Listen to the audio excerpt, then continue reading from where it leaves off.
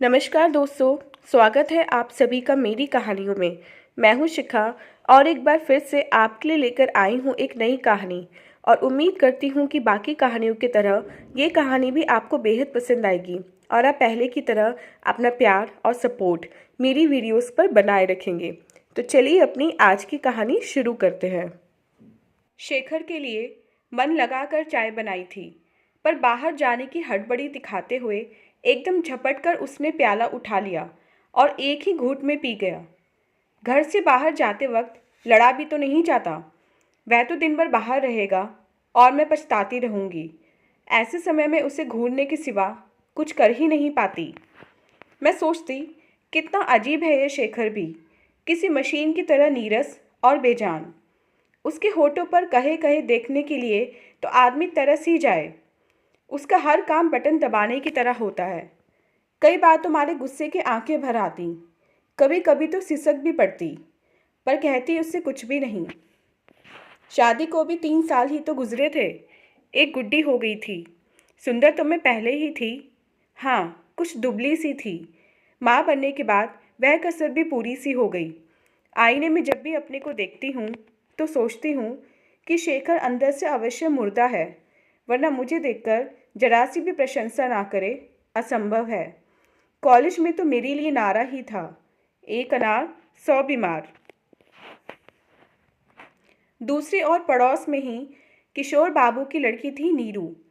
बस सामान्य सी कदकाठी थी, सुंदरता के किसी भी मापदंड पर खरी नहीं उतरती थी। परंतु वह जिससे प्यार करती थी वह उसकी एक एक अदा पर ऐसी तारीफों के पुल बांधता कि वह आत्मविभोर हो जाती। दिन रात नीरू के होठों पर मुस्कान थिरकती रहती। कभी कभी उसकी बहनें ही उससे जल उठती। नीरू मुझसे कहती, क्या करूं दीदी, वह मुझसे खूब प्यार भरी बातें करता है, हर समय मेरी प्रशंसा करता है। मैं मुस्कुराऊं कैसे नहीं। कल मैं उसके लिए गाजर का हलवा बनाकर ले गई तो उसने इतनी तारीफ की कि मेरी सारी मेहनत सफल हो गई। वास्तव में नीरू की बात गलत न थी। आप कोई मेहनत करके आग की आंच में पसीने पसीने होकर खाना बनाए और खाने वाला ऐसे खाए जैसे कोई गुनाह कर रहा हो, तब बनाने वाले पर क्या गुजरती है यह कोई भुक्तभोगी ही जान सकता है। जाने शेखर ही ऐसा क्यों है। कभी कभी सोचती हूँ उसकी अपनी परेशानियाँ होंगी जिनमें वह उलझा रहता है। दफ्तर की ही क्या कम भाग दौड़ है। बिक्री अधिकारी है, आज यहाँ है तो कल वहाँ है। आज इस समस्या से उलझ रहा है तो कल किसी दूसरी परेशानी में फंसा है। परंतु फिर यह तर्क भी बेकार लगता है। सोचती हूँ एक शेखर ही तो बिक्री अधिकारी नहीं है, हजारों होंगे। क्या सभी अपनी पत्नियों से ऐसे ही व्यवहार करते होंगे। वैसे आर्थिक रूप से शेखर बहुत सुरक्षित है। उसका वेतन हमारी गृहस्थी के लिए बहुत अधिक ही है। वह एक भरे पूरे घर का ऐसा मालिक भी नहीं है कि रोज़ नई नई उलझनों से पाला पड़े।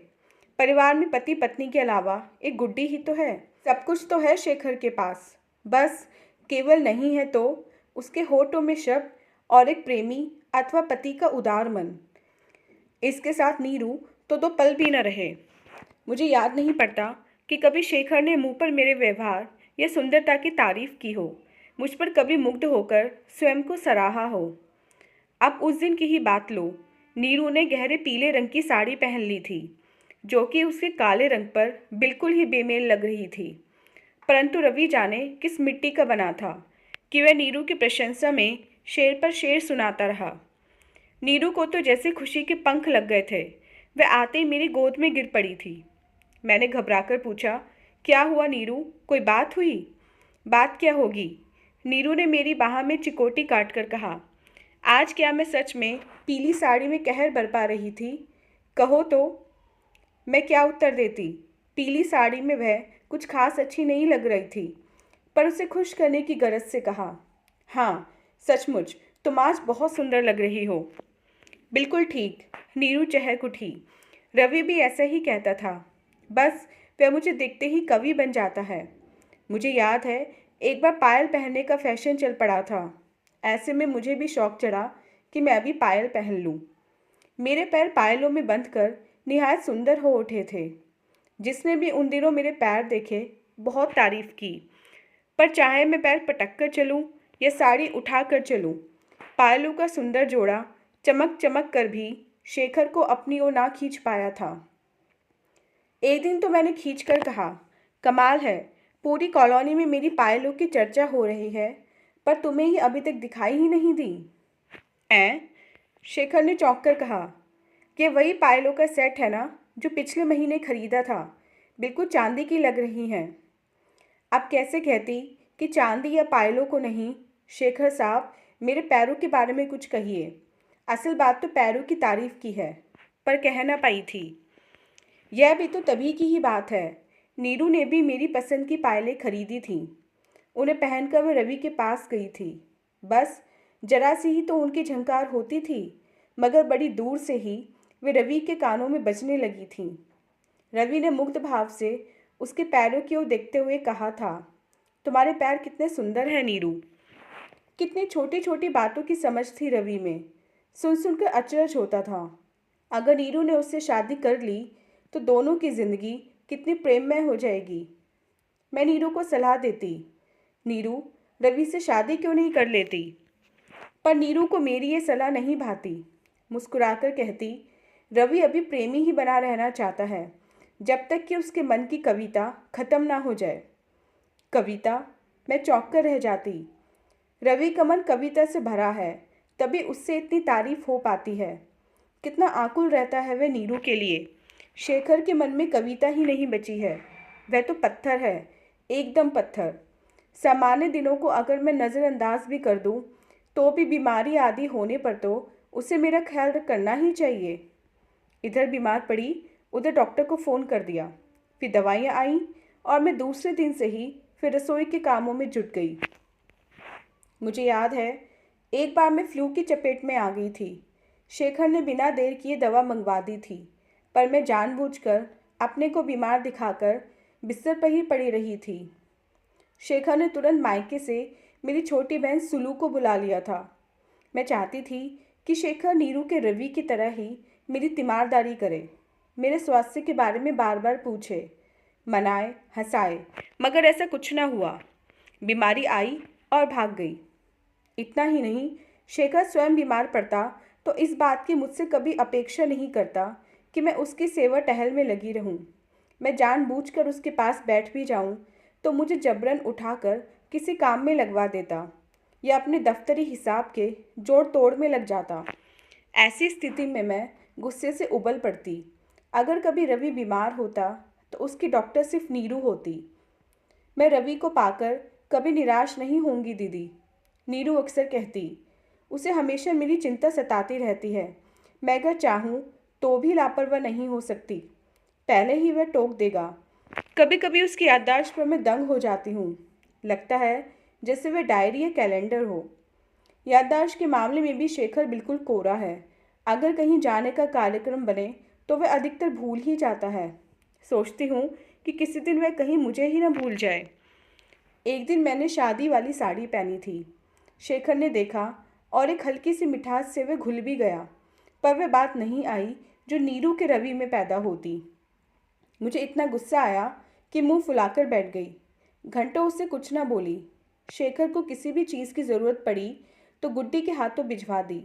शेखर ने रूठ कर कहा, अगर गुड्डी ना होती तो आप हमें ये चीज़ें किस तरह से देती? डाक से भिजवा देती, मैंने ताव खाकर कहा। शेखर हंसने लगा। इतनी सी बात पर इतना गुस्सा? हमें पता होता कि बीवियों की हर बात की प्रशंसा करनी पड़ती है तो शादी से पहले हम कुछ ऐसी वैसी किताबें ज़रूर पढ़ लेते। मैंने भन्नाकर शेखर को देखा और बिल्कुल रोने रोने को हो गई। प्रेमी होना हर किसी के बस की बात नहीं होती। तुम कभी प्रेमी ना बन पाओगे। रवि को तो तुमने देखा होगा। कौन रवि? शेखर चौंका। कहीं वे नीरू का प्रेमी तो नहीं? जी हाँ, वही, मैंने नमक मिर्च लगाते हुए कहा। नीरू की एक एक बात की तारीफ 1000 शब्दों में करता है। तुम्हारी तरह हर समय चुप्पी साधे नहीं रहता। बातचीत में भी इतनी कंजूसी अच्छी नहीं होती। अरे तो मैं क्या करूं? बिना प्रेम का पाठ पढ़े ही ब्याह के खूंटे से बांध दिए गए। वैसे एक बात है, प्रेमी बनना बड़ा आसान काम है, समझी, मगर पति बनना बहुत मुश्किल है। जाने कितनी योग्यताएं चाहिए पति बनने के लिए। पहले तो उत्तम वेतन वाली नौकरी, जिससे लड़की का गुजारा भली भांति हो सके। सिर पर अपनी छत है या नहीं, घर कैसा है, उसके घर के लोग कैसे हैं, घर में कितने लोग हैं, लड़के में कोई बुराई तो नहीं, उसके अच्छे चाल चलन के लिए पास पड़ोसियों का प्रमाण पत्र आदि चाहिए। और जब पूरी तरह पति बन जाओ तो अपनी सुंदर पत्नी की बुराइयों को दूर करने का प्रयत्न करो। अपने आप को ही लो। तुम्हें सोना, सजना संवरना, गप्पे मारना, फिल्में देखना आदि यही सब तो आता था। नकचड़ी भी कितनी थी तुम। हमारे घर की सीमित सुविधाओं में तुम्हारा दम घुटता था। अब शेखर बिल्कुल गंभीर हो गया था।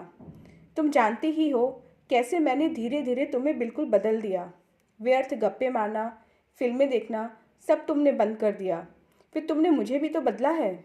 शेखर ने रुककर पूछा, अब कहो, तुम्हें शेखर की भूमिका पसंद है या रवि की? रवि की, मैं दृढ़ता से बोली। प्रेम ही जिंदगी है, ये तुम क्यों भूल जाते हो? क्यों, मैं क्या तुमसे प्रेम नहीं करता? हर तरह से तुम्हारा ख्याल रखता हूँ। जो बनाकर देती हो खा लेता हूँ। दफ्तर से छुट्टी मिलते ही फालतू गपशप में उलझने की बजाय सीधा घर आता हूँ। तुम्हें जरा सी छींक भी आए तो फौरन डॉक्टर हाजिर कर देता हूँ। क्या यह प्रेम नहीं है? यह प्रेम है कि कद्दू की सब्जी? मैं बिल्कुल झल्ला गई। तुम्हें प्रेम करना रवि से सीखना पड़ेगा। दिन रात नीरू से जाने क्या क्या बातें करता रहता है। उसकी तो बातें ही खत्म नहीं होती। नीरू कुछ भी ओढ़े पहने, खाए पकाए, रवि उसकी प्रशंसा करते नहीं थकता। नीरू तो उसे पाकर किसी और चीज़ की तमन्ना ही नहीं रखती। अच्छा, तो ये बात है। तब तुमने नीरू से कभी यह क्यों नहीं कहा कि वह रवि से शादी कर ले? कहा तो है। फिर वह विवाह उससे क्यों नहीं करता?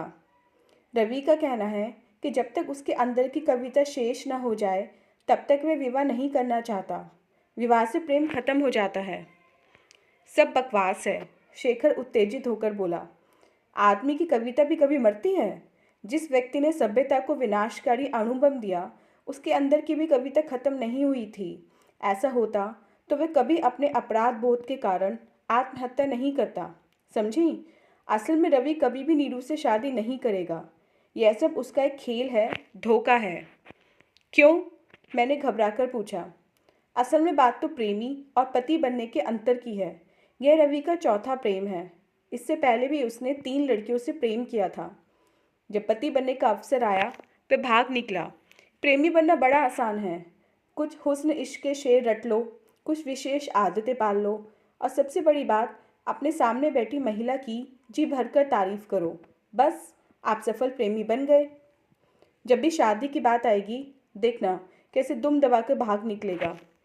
तुम देखती चलो आगे आगे होता है क्या। अब भी तुम्हें शिकायत है कि मैं रवि जैसा प्रेमी क्यों नहीं हूँ? और अगर है तो ठीक है, कल से मैं भी कविता गज़ल की पुस्तकें लाकर तैयारी करूँगा।